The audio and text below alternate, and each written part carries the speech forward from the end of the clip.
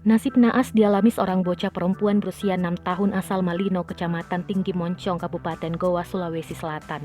Dia diketahui ke rumah sakit setelah mata kanannya dicungkil oleh kedua orang tua, paman serta kakek dan neneknya.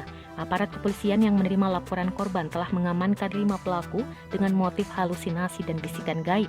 Korban kini dalam perawatan intensif di Rumah Sakit Umum Daerah Syekh Yusuf, Suku Minahsa, Kabupaten Goa, dengan luka pada bagian mata kanan dalam kondisi tercungkil.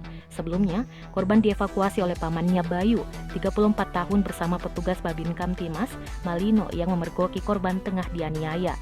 Bayu menuturkan korban diduga menjadi korban pesugihan oleh kerabatnya sebab ibu korban mengaku mendengar bisikan gaib ditambah dengan kerapnya dilakukan ritual aneh pada malam tertentu di rumah korban.